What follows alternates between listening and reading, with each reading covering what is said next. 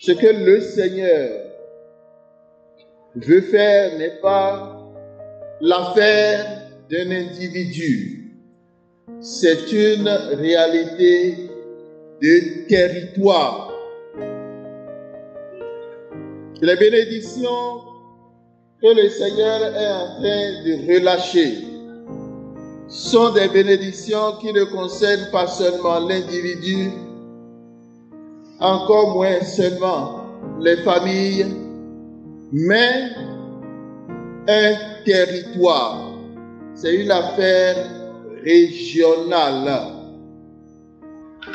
Et j'avais dit d'accueillir la prophétie d'Isaïe comme une parole que Dieu va réaliser coûte que coûte. Tu ne seras plus la délaissée, l'abandonner, l'oublier, mais tu seras appelé l'épouser, ma préférence. J'ajoute que ce que Dieu est en train de faire, que les gens soient ici ou pas, c'est une semence qui descend dans une région. Cette semence va pousser forcément, va grandir forcément et porter beaucoup de fruits. L'air qui est en train de circuler entend ce que nous sommes en train de dire, comme la terre qui nous porte reçoit le message de la bonne nouvelle. Parce que Jésus de Nazareth a dit, allez enseigner, proclamer la bonne nouvelle à toute la création. Le soleil qui se lève, les nuages qui sont au-dessus de nous, le vent qui est en train de circuler sont chargés par le Saint-Esprit du message. Des hommes n'entendront pas avec leurs oreilles, mais ils entendront avec leur esprit. Ah, quelqu'un ne dit pas Amen. Amen. Je dis, ils entendront dans leur cœur avec leur esprit. Amen. Ils seront convaincus que Jésus de Nazareth est la lumière des nations, celui que Dieu a envoyé pour bénir. Aujourd'hui, nous devons parler du discernement des esprits en contexte de la nouvelle évangélisation. Discernement des esprits en contexte de nouvelle évangélisation. Quand on parle de discernement des esprits, on a tendance à croire d'abord qu'il s'agit d'esprits mauvais. C'est quelque part vrai, mais c'est d'abord le Saint-Esprit qui nous intéresse. L'esprit mauvais n'est pas une bonne chose. Faut qu'on parle même de lui. C'est dans le Saint-Esprit que nous pouvons avoir l'intelligence et la lumière pour discerner.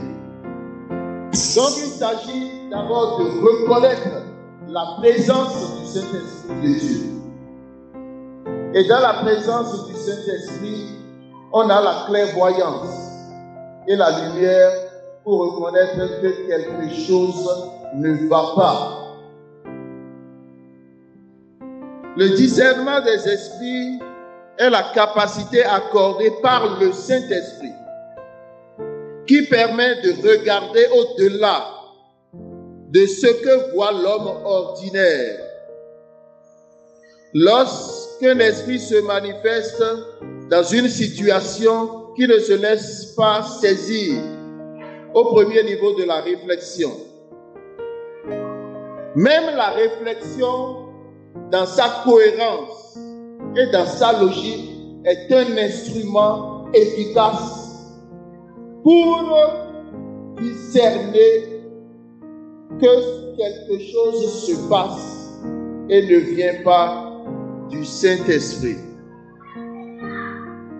C'est la possibilité de savoir par quel esprit un homme est poussé à agir et à parler.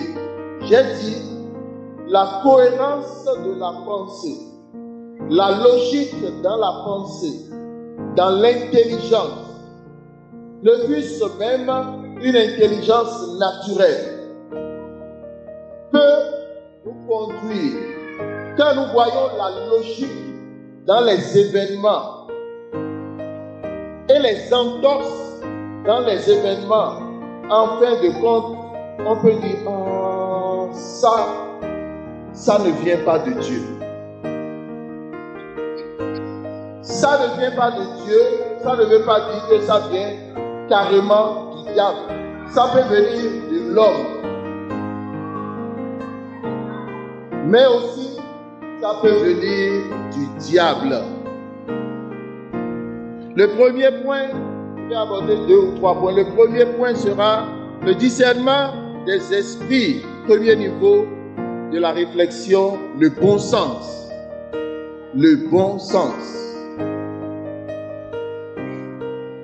Bon, ce n'est pas seulement le bon sens. Il y a ce que l'Église appelle le sensus fidei, le sens des chrétiens,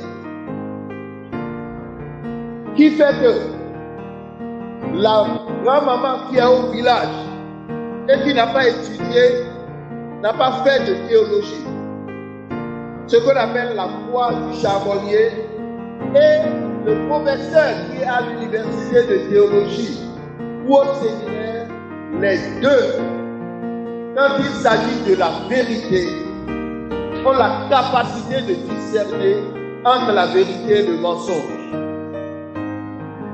La maman ou la grand-maman du village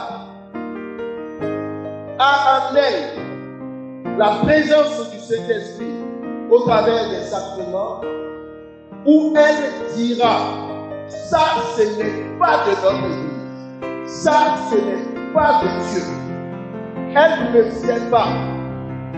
Seulement, elle sait que ça, ce n'est pas bon. Tout simplement. Comment elle sait? Elle ne sait pas comment elle sait. Mais elle sait que ça, ce n'est pas bon. Et ça nous vient du Saint-Esprit. Le deuxième niveau de la réflexion sera le discernement des esprits dans la logique charismatique. Un charisme donné par le Saint-Esprit. Et le troisième point, c'est justement la pratique. Surtout, quelques mots sur la pratique. Quand on dit la pratique, ceux qui exercent le discernement des esprits comme charisme, ce n'est pas qu'ils savent aussi pourquoi ceci est un esprit mauvais, ceci est un type d'esprit, mais le Saint-Esprit les convainc de l'intérieur qu'il y a tel esprit et il faut se comporter de telle manière pour s'en débarrasser. C'est un charisme, un don du Saint-Esprit de Dieu. Alors, le premier niveau de la réflexion, le bon sens, ou le sens chrétien. L'expression discernement des esprits se révèle avant tout comme un charisme accordé par le Saint-Esprit. Au chapitre 12 de la lettre aux Corinthiens, Saint Paul va faire une grande liste des charismes, le don d'opérer des miracles.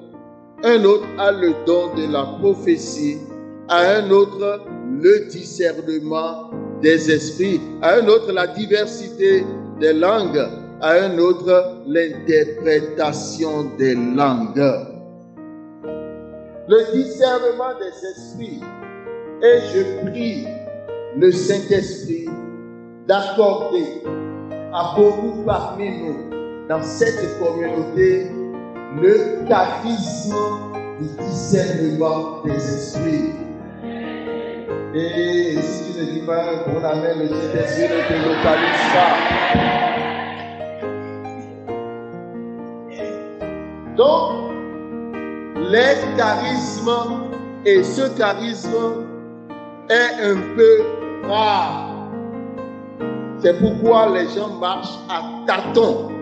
Les gens se trompent dans l'accompagnement pour faire sortir des hommes et des femmes des chemins de misère, victimes des esprits mauvais. Donc, c'est d'abord un charisme. Un charisme qui nous fait aller rapidement et ne nous fait pas perdre le temps. Quand j'étais jeune prêtre, bon, ce n'est pas que je suis vieux. Ou bien, quand j'étais jeune prêtre, il y a de cela 20 ans au moins, je recevais les gens. Et je peux passer 1 heure, 2 heures à écouter quelqu'un longuement. Après avoir écouté, prier longuement, prier sur des jours. J'ai dit, oh mon Dieu, écoute-moi, je ne peux pas. D'abord, où est-ce que je vais trouver le temps? Et les gens sont si nombreux. Non, je ne peux pas. Si c'est comme ça, je vais trouver moyen de me parler. Et pas m'asseoir du matin au soir à écouter des gens et 2 heures par personne qui doit écouter toute l'histoire. Maintenant, comment aujourd'hui, Dieu merci. En 5 minutes, je peux déjà donner l'écouter. D'ailleurs, je ne laisse pas les gens parler. Je dis, tu as ça, tu as ça, tu as ça. Oui ou non? Oui ou non? On va faire ça. Oh non. Je vais écouter dans une journée 30 personnes. Sans problème. Dieu, avec le temps, notre obstination, notre volonté, finit par nous distinguer et nous armer pour faire son œuvre. Alors, il y a un discernement des esprits, mais comme c'est un charisme, souffrant que tout le monde ne peut pas avoir les mêmes charismes. À chacun est accordé pour le bien de tous un ou des charismes. Et parmi ces charismes, mais ceux qui n'ont pas ce charisme-là, ils ont un bon sens chrétien, le sensus fidei, qui est ce que je peux dire appartient à tous les chrétiens et qui est un don du Saint-Esprit. Voyez-vous, Jean 2, 26 et 27, Saint Jean dit: je vous ai écrit ces choses au sujet de ceux qui vous égarent. Pour vous, l'onction que vous avez reçue de lui demeure en vous. Et vous n'avez pas besoin qu'on vous enseigne. Le Saint-Esprit lui-même nous enseigne la vérité sur les choses sur les personnes et sur les situations. Si tu n'as pas un minimum de discernement devant ce qui t'est présenté, devant ce qu'on te présente, je dis en griffe, tu es presque perdu. Parce que Satan, dit Saint Paul, peut se déguiser en ange de lumière. Le pape François dit justement que le diable aujourd'hui ne vient plus en rayon. Il arrive bien fort. Peut-être qu'il est en cravate et en costume bleu, avec une chaussure bien cirée. Et quand il vient et te parle avec une certaine éloquence, tu ne peux pas, si tu n'as pas le discernement, reconnaître qu'il est envoyé, ou celui qui est devant toi est envoyé par un esprit mauvais. Ou du moins, c'est l'esprit mauvais qui lui fait parler intelligemment. Et pour pouvoir t'avoir, il a le bagage, le physique, l'attrait et tout ce qu'il faut pour que ce qu'il est en train de te proposer, tu puisses le suivre. Donc le pape dit, il ne vient pas en rayon pour que tu dises, ah non, ça c'est diabolique parce que c'est ça. Non, le diable aujourd'hui est propre et bien habillé. Ils te diront que c'est de la méditation. Ils te diront que ce sont des techniques pour avoir la lumière. Mais nous avons déjà la lumière. Ils te diront que bon, tu auras la chance, la promotion, le travail, le renforcement des capacités. Ils te diront qu'ils sont en train de t'enseigner un certain élitisme. Ils te diront que tu auras un autre standard dans la vie. Ils vont te dire que tu deviendras riche, mais nous sommes déjà riches en Jésus. Parce que Christ a accepté la pauvreté, disait Paul, afin de nous enrichir. Donc ce ne sont pas eux qui doivent t'enrichir, c'est à notre Dieu qu'appartient l'or et l'argent. Les autres sont des menteurs, des falsificateurs, des photocopieurs.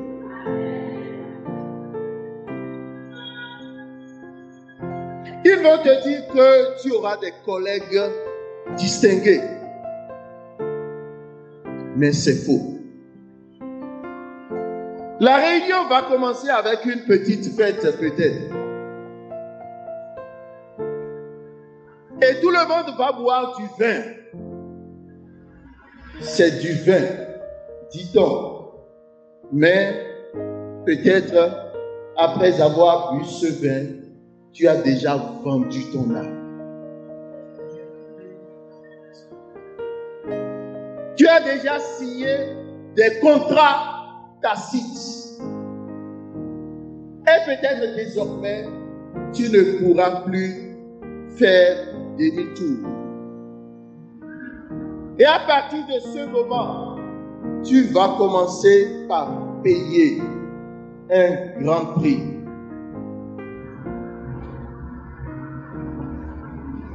Il faut être attentif. Il faut demander des conseils.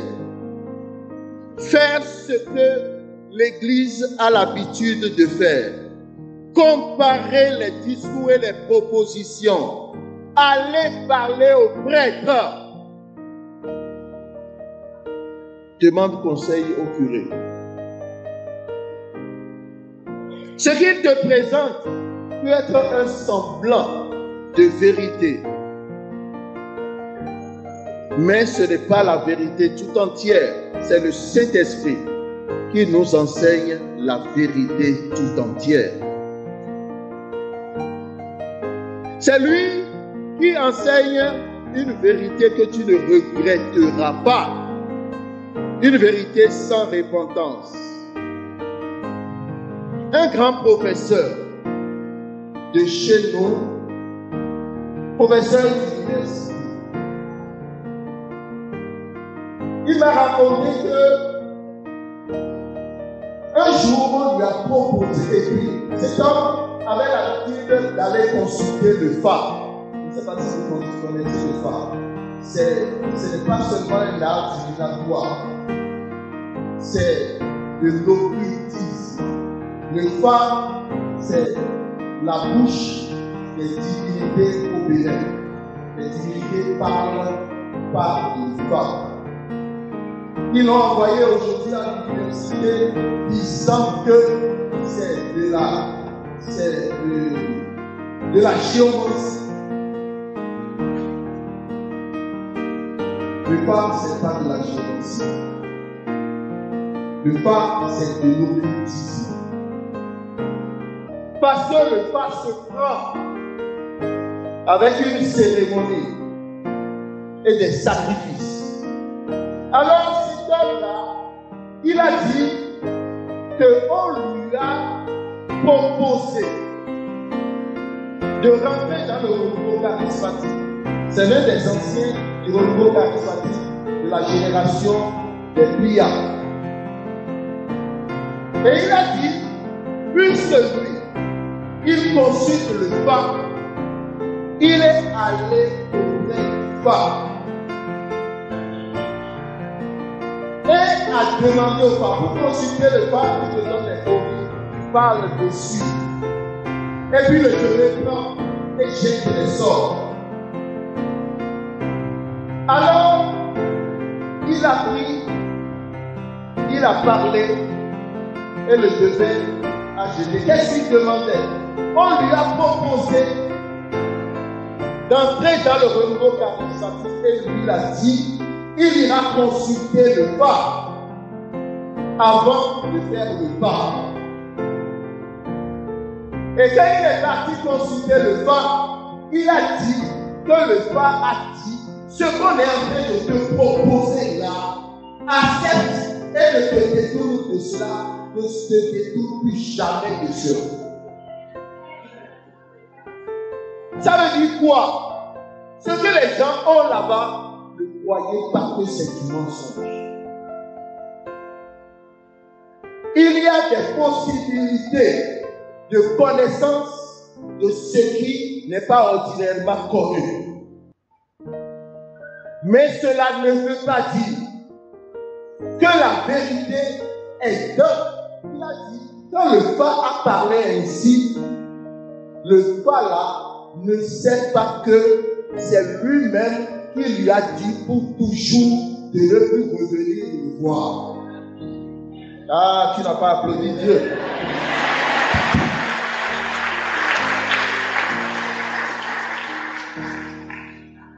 Alors, c'est là que nous avons besoin d'avoir la tête bien placée sur les épaules. Pour ne pas adopter des chemins de mensonges et de perdition. Ça, c'est le bon sens chrétien. Si tu es chrétien et tu es dans des situations difficiles, tu demandes conseil. Tu n'as peut-être pas un grand charisme. La connaissance et l'intelligence qui te vient du Saint-Esprit. Tu viens t'asseoir devant Jésus. C'est à lui qu'il faut parler d'abord, avant d'aller parler aux autres. Tu écoutes Jésus. Parce que Jésus a dit, mes brebis écouteront ma voix. Si tu n'as pas la capacité d'écouter la voix du berger, tu es en état de danger. Tu as la possibilité de te garer dans des sentiers battus où le loup vorace peut te récupérer. Assois-toi devant Jésus. Dis, je veux la réponse. Puisque c'est lui qui a fabriqué les oreilles, il trouvera la manière de te donner la réponse. Toutefois, tu ne vas pas te reposer dans le bas. Ton cœur et ta conscience est le premier lieu où Dieu t'interpellera. Je souhaite qu'il t'empêche de dormir si tu es dans le mensonge. Ah, tu n'as pas dit amen. Si tu es dans un chemin d'égarement, le Saint-Esprit t'obligera. Tu ne dormiras pas. Dieu te parlera dans ton sommeil. Pour que tu quittes le chemin de perdition, l'ange du mal peut venir sous la forme d'un ange de lumière. Le deuxième point, c'est le discernement charismatique. Nous voyons dans les Écritures que Jésus lui-même, les apôtres, la première communauté chrétienne, ils ont utilisé le charisme du discernement des esprits. Lorsque Philippe, celui qu'on appelle Nathanaël, dans Jean 1, 17, avant qu'il ne s'approche de Jésus, Jésus savait de quel esprit il était animé. Il lui disait, voici un véritable Israélite, dans lequel il n'y a point de mensonge. Il savait que Philippe, Nathanaël, était un homme vrai. Il n'est pas habité par un esprit de mensonge. Jésus disait aux deux apôtres, Jean et Jacques, qui ont voulu appeler le tonnerre sur les Samaritains, il leur dit, Luc 9, 52, vous ne savez de quel esprit vous êtes animés.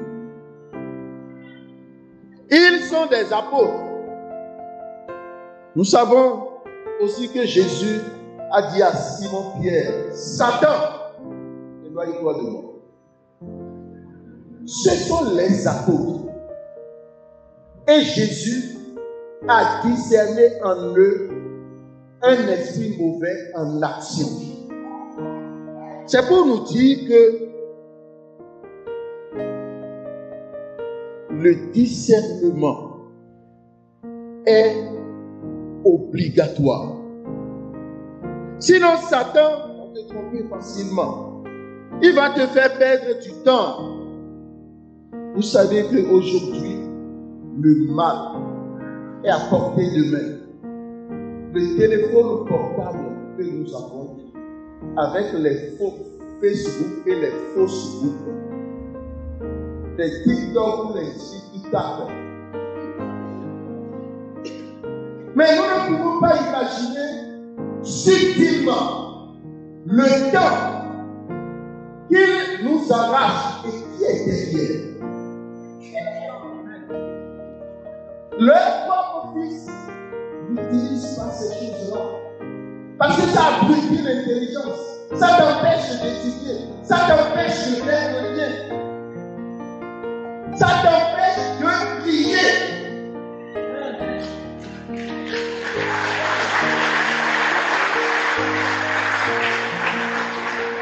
C'est un voleur du temps. Dans Jean 10, Jésus dit que le voleur ne vient que pour voler. Il te vole ton temps. Or, le temps, le temps, c'est de l'argent. Quand on était arrivé à l'aéroport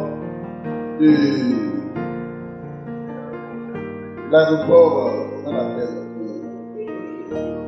Non, c'est pas d'ici, un autre.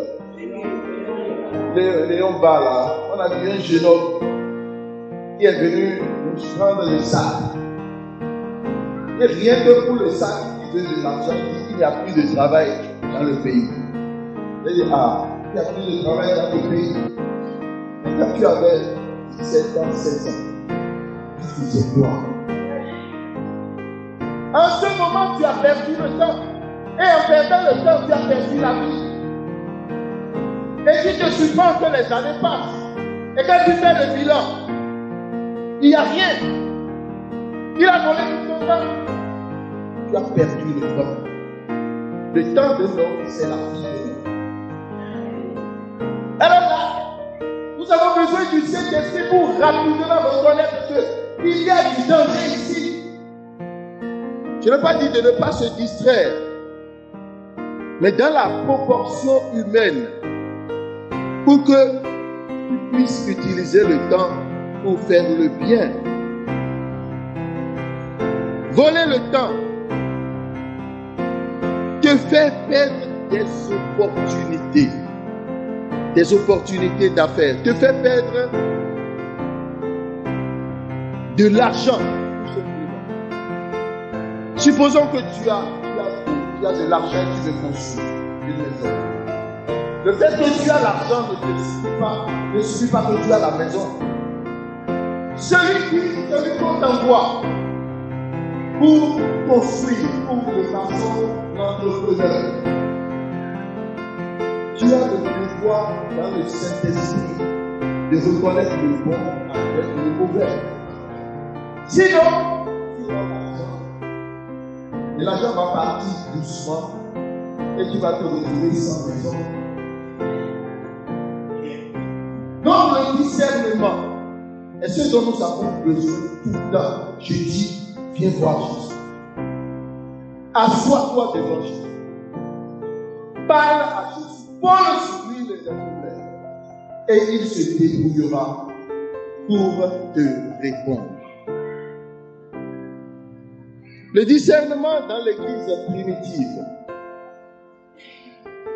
Dans Actes 5:3, quand Ananias et Saphira, ils ont menti à la communauté, Saint-Pierre a réagi. Il a discerné en eux un esprit faux. Et ils sont frappés de mort. Dans Acte 8:23, celui-là qui voulait donner l'argent à Saint-Pierre pour acheter le pouvoir du Saint-Esprit, Saint-Pierre a discerné en lui un mauvais esprit. Dans Acte 16:16, Saint Paul, quand cette jeune fille était en train de le pourchasser en disant, vous êtes les serviteurs du Dieu vivant, Saint Paul a discerné en elle un esprit de bidon. Alors que, devant tout le monde, cette jeune dame semblait être habitée et toute la région profitait de ses services. Elle était habitée par un esprit de bidon. Combien ces facilitateurs ne se trouvent-ils pas dans l'église? Ils disent qu'ils invoquent le Saint-Esprit, mais ce n'est pas le Saint-Esprit. Il y a un autre esprit, les esprits de python et de serpent. Ils l'utilisent même dans l'église pour égarer les fidèles. Si on va en parler, il y en a trop. Et des groupes accompagnés par des prêtres même. Malheureusement, il manque de discernement. Et des gens sont tellement égarés. Des vies sont mises à genoux. J'en connais tellement. De familles entières qui se sont livrées à ces esprits et sont complètement égarés. Les pères de l'Église, j'ai choisi Saint Augustin. Saint Augustin a longuement parlé du discernement des esprits. Il dit, dans De Curato Mortui Arenda, il dit, celui qui a reçu le don du discernement des esprits, celui-là sait ces choses comme il faut les savoir.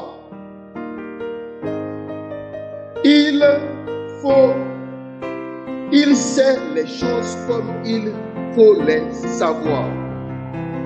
Le charisme de discernement est aussi nécessaire pour distinguer le mal qui parfois se dissimule sous l'apparence du bien.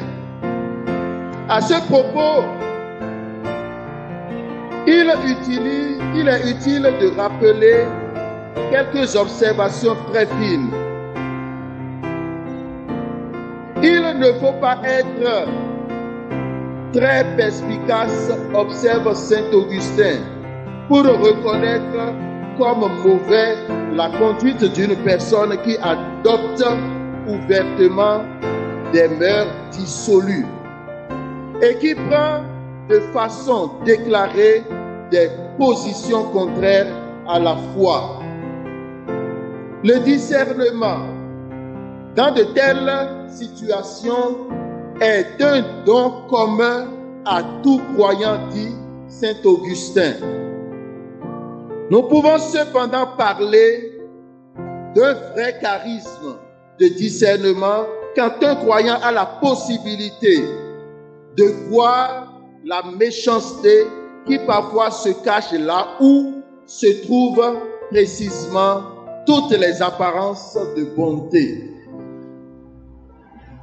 Il s'agit de cas où l'intelligence de celui qui possède le don de discernement réussit à voir avec l'aide du Seigneur quel dommage peut être causé aux âmes par des choses qui peuvent être interprétées différemment et combien peut être secrètement mauvais celui qui, même aux yeux des gens de bien, passe pour bon. Cependant, les cas où l'on a fortement besoin du don de discernement des esprits, ce sont ceux où l'esprit malin est parvenu à séduire l'esprit humain d'une façon si subtile qu'il le maintient en son pouvoir par le biais d'attraits qui ont toutes les apparences de la vérité et de l'utile. C'est à ce moment-là qu'on ne peut pas se passer du charisme si important. Voilà. Donc, le père de l'Église dit que le charisme du discernement des esprits est important. Vous savez, dans notre pays là-bas, une dame s'est levée et a dit qu'elle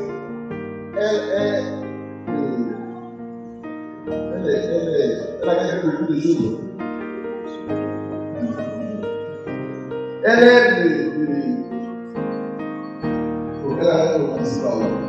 en tout cas, en fin de compte, elle a dit qu'elle est Dieu le Père d'Adam. Que c'est lui le Dieu le Père. Et puis les gens sont nombreux à la suivre. Malheureusement, des intellectuels qui ont été abrutis par son comportement et ses enseignements pétés d'une insolence incomparable. Dieu merci, dans mon église, je n'ai jamais parlé dans ma paroisse de cette dame-là. Jamais. Parce que les fidèles, je ne sais pas ce qu'ils chercheront à aller vers elle. Bon, heureusement, aujourd'hui, le Saint-Esprit s'en est occupé. On n'en parle plus. Et là, il faut remercier Dieu. Le dernier point, la pratique. La pratique, le discernement est aussi avant tout identification. Pour déceler aussi bien la nature, le nom, l'origine, la provenance de l'esprit. Et en même temps, comment faire pour s'en débarrasser? Jésus, quelquefois, pour libérer quelqu'un, il appelle l'esprit par son action. Esprit qui rend sourd et muet. Je te l'envoie. Et quand, dans le discernement, on peut connaître le nom de l'esprit. Quand on appelle le nom de l'esprit, là je parle aux spécialistes des accompagnateurs qui sont ici. Quand on appelle le nom de l'esprit est déjà fragilisé. Ou on l'appelle par sa manifestation. Le père Gilbert Daillon, qui est un vénéré père exorciste, l'un des plus grands au Bénin, il a dit que la prière et l'exorcisme font partie aussi du discernement. Donc on peut discerner un esprit en priant, il faut prier. Au début de mon sacerdoce, j'ai tellement vu des choses bizarres au point où j'en étais scandalisé. Les gens criaient, les gens font ceci, les gens font cela. Une fois, une jeune dame qui était aspirante dans un monastère, elle avait des comportements qui étonnaient ses supérieurs. Et un jour, les supérieurs m'ont demandé de prier pour elle. Je l'amène à l'église. Dès que je commence par prier, la jeune dame se lève et fuit et elle s'en va. Elle va directement sur la route. On a tout fait pour l'attraper. Ça, c'est un signe qu'il y a quelque chose là, d'anormal. On la ramène à l'église.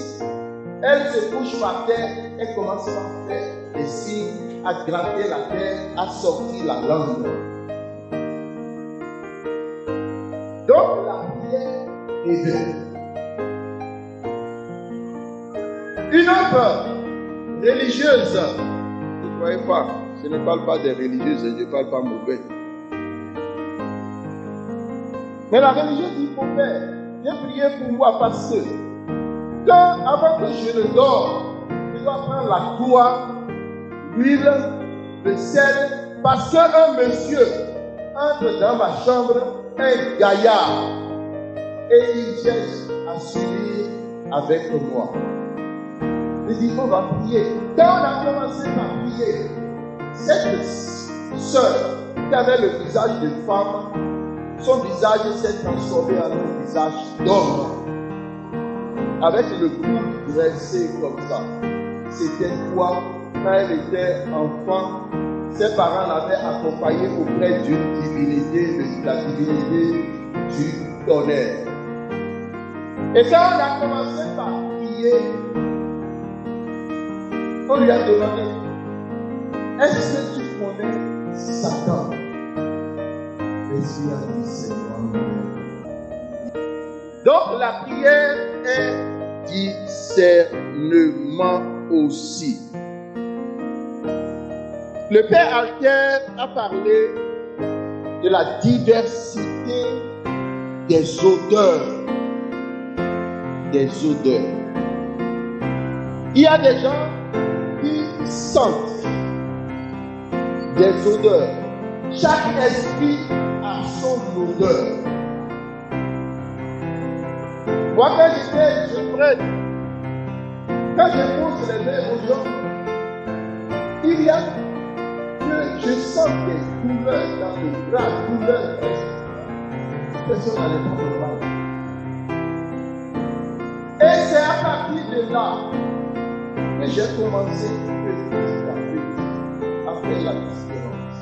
Il y en avait tellement entre les personnes. Une fois, j'étais là, on m'amène une dame dans le bureau. Je me lève pour lui imposer les mains. Dès que j'impose les mains, elle balance ma main en l'air. Ah, elle dit, une personne normale ne vous fait pas ça. Il y a ici un esprit. Suivant. Nous allons à l'église. On se met à prier. Bon. Disons, un premier moment, l'esprit est parti. Je dis, récitons ensemble le Notre Père. Elle récite le Notre Père et quand elle arrive au niveau de pardonne-nous nos offenses, elle s'arrête. Non, dites-moi, laissons le Notre Père. Récitons le Je vous salue Marie. Je vous salue Marie. Quand on arrive, prie pour nous, pauvres pécheurs. Elle ne dit pas, je prends ma corde. Alors que l'esprit avait commencé, il dit, je suis Jésus. Je suis Jésus. Et il chantait au prière de ma langue. Et quand je l'ai frappé avec la corde, il dit, ah, je dois être trompé.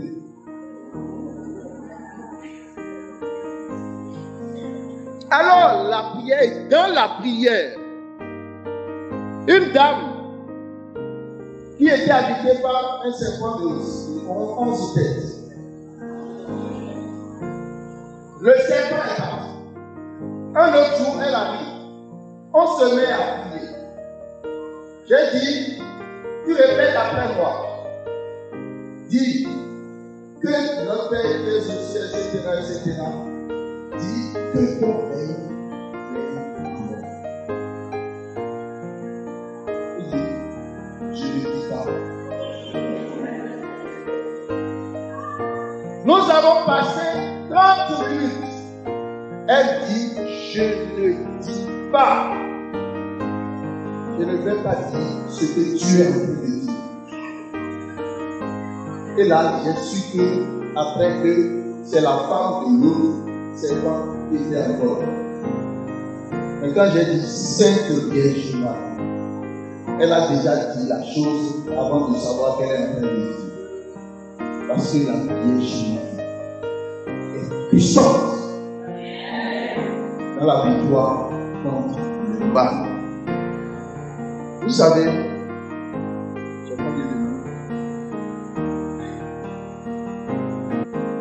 je vous propose pour notre édification et pour l'accompagnement 3 types de catégories qui se trouvent ordinairement dans nos régions. Le premier type, le plus redoutable, c'est les esprits de sorcellerie ou esprits humains de sorcellerie. Là-dedans, il y a toutes les formes de magie. Il faut invoquer la Sainte Vierge Marie. Elle est très puissante contre les esprits de sorcellerie. Avec elle, Saint-Michel. Si les Africains et si vous, à Rwanda ici, vous avez une dévotion forte à Saint-Michel, vous n'allez pas souffrir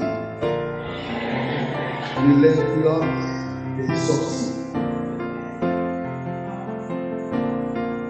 Invoquez la Vierge Marie Saint-Michel en demandant des messes en leur honneur pour la délivrance. En faisant les litanies de Saint-Michel. J'ai reçu peu de personnes, mais la facilité, comme je disais hier, je savais avant de venir, la facilité de la présence des esprits de sorcellerie, je ne sais pas si vous en avez conscience. Est-ce que je suis en train de mentir? Le rosaire, ça fait 4 chapelets depuis le pape Jean-Paul II. Demeurer dans la prière, durer dans la prière. La deuxième catégorie, ce sont les esprits d'envoûtement. L'envoûtement est différent de la sorcellerie, mais le sorcier peut envoûter. Donc, l'envoûtement. L'envoûteur te jette un sort et il s'en va. Mais le sorcier te poursuit et poursuit sa victime jusqu'à là-bas. C'est pourquoi les esprits humains de sorcellerie peuvent parler par la bouche de quelqu'un Et pour les envoûtements qui peut toucher la santé, le travail, le mariage, etc., invoquez Notre-Dame de bonne délivrance. Faites beaucoup de litanies et demandez des messes. Le dernier point, c'est les esprits d'idolâtrie, les esprits de fétiche. Et là-dedans, il y a les esprits d'ésotérisme et de spiritisme. Et là aussi, c'est la Vierge Marie, Notre-Dame de bonne délivrance. Utilisez ces litanies. Enfin, les esprits de type Mami Wata. Ça n'a rien à voir forcément avec l'eau. Mais la Bible a dit que Satan est descendu dans les eaux. Là où il y a beaucoup de forêts, là où il y a beaucoup d'eau. Les esprits de type serpent qui attaquent surtout le mariage, empêchent l'âme sœur, etc., détruisent les couples. Et il y a des religions même qui portent en elles-mêmes ces esprits. Invoquez Saint Raphaël, archange, comme dans le cas de Tobie et de Sarah. Je vais conclure. Il ne faut pas s'amuser avec ces choses. Il ne faut pas se laisser dans l'esclavage. Le pape Benoît XVI, dans Afrique et Mounous, ce document qu'il est venu donner au Bénin, à l'Afrique, a dit au numéro 93 que la sorcellerie est un fléau. C'est le pape, hein? Il ne faut pas dire, il y a certains prêtres là qui chassent les sorciers. Non, hein? Le pape a dit que c'est un fléau. Vous savez ce qu'on appelle un fléau? Une calamité. Et les fléaux sont des choses de type tremblement de terre, tsunami. Il dit la sorcellerie est quelque chose de ce genre-là en Afrique. Il ne faut pas s'amuser avec ça. C'est des générations de personnes qui sont sacrifiées et sont victimes. Un fléau, c'est pas l'affaire de l'Église. Il faut que l'État soit impliqué. Et c'est comme ça qu'il y en a eu dans le passé. Des tribunaux, les gens ont été jugés. Dans notre pays, en temps de Crébourg, les gens ont été emprisonnés comme sorciers. Je crois qu'il faut que ces choses-là reviennent. Il faut qu'on ait la paix. Vous êtes d'accord? Quelqu'un a peur. Qu'on mette en prison sans quelqu'un. Bon, tu es dans les problèmes depuis longtemps. Tu t'accommodes avec l'économie. Tu t'amuses avec celui qui te maintient à genoux. Tu arrives à 40 ans, 50 ans, et tu n'es pas marié, et tu es belle, et tu es en train de sourire. C'est toi le moment de sourire. Prends ta vie au Seigneur. Parce que ta vie est en train de passer.